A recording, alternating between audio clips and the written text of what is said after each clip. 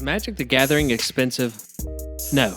The cards are expensive, albeit, but the way you play is what's making it that much more expensive. Quit buying command towers, soul rings, birds of paradise, whatever you consider to be a staple in your commander deck. Stop it. You only need one. Hi everybody, this is the Careful Study Sweet Old Bob coming at you with that one crucial, essential, absolute must-have step when it comes to making sure that your dollar stretches as far as it can go whenever you make your commander decks. So I can hear it right now. Sweet old Bob, how am I supposed to move one card I consider a staple, like a command tower or a soul ring, for example, across multiple decks? Well, you can see in my little fat pack box, I have 4 commander decks here, and it's not 400 cards. But I'm able to keep them all in the same colored sleeves and interchange those staples between all of these decks. Something that'll never happen by accident, but something that I'm going to demonstrate is that I'm going to shuffle my commander decks together. They all have the same colored sleeves, so this normally would be a nightmare for me to get everything separated. However, because of the way that I organize everything and I can ensure that I have that one soul ring across all of my decks, this isn't really going to be all that bad.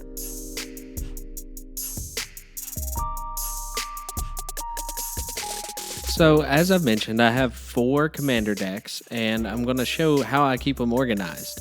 So, if you look right here at Corvold, on the top of that little black bar, I've got a little gold dot that I use to keep track of all the cards that belong specifically in his deck. The same goes for Elsha the Infinite. She's got the silver. Europa has the silver on the other side. And Vial Smasher and Thrasios have a bronze dot on the bottom. So this is basically my tracking system with how I know what belongs in each deck. So I'm going to decide to build Corvold out using that bronze dot across all of my, or I guess it's gold, across all of my commander decks. And I dropped an Exotic Orchard. And it's important. I want to show it to you. It's having trouble focus. Okay, there we go. So you can see on the bottom left and on the bottom right, it has those dots. I want to make sure that you guys can see this. So let me adjust the focus to where it's manual. There we go.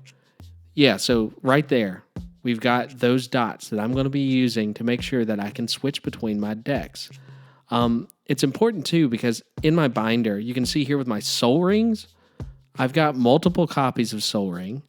I also have multiple copies of Command Tower. And if you look to the bottom left of that, there's another Exotic Orchard. So I don't want to have to sleeve them and bulk up this process. But once again, using that gold dot, I'm going to go ahead and build Corvold. Got a timer here so you can see how long it takes me. One question that I often get is, why would I ruin the cards by putting these dots on them?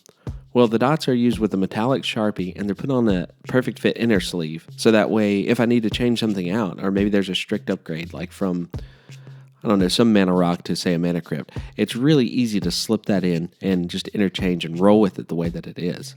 So after I come to getting what I think is 100 cards, or at least all the ones that I found with dots, I get and I grab 2 at a time and count out 10, so I end up with 20 in a pile. I make 5 piles of 20 minus 1, so that usually ends up with me having, my 99 and then my commander. But I missed 1. I was at 98, but it was quickly and easily identified. I missed this bitter ordeal. So that's basically how you would go about sorting things. 5 minutes and 37 seconds is way longer than it normally takes because you don't just shuffle your commander decks together. As soon as you're done, you would grab another pile that was in your deck. That would be like, this is mostly Europa, this is mostly Elsha, this is put together in such a way so that way it's not going to take nearly that long. It would be more, probably close to 2.5 or 3 minutes to do it. In between rounds, you get up and use the restroom. It really only takes that long to actually sort these. So I hope you enjoyed that.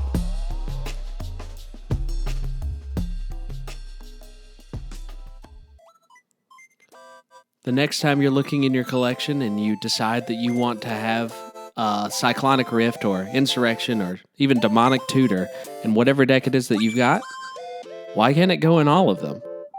Use this system. Make every deck that you have as good as it can be based on the constraints of your collection. You don't need 14 demonic tutors to go in your different commander decks.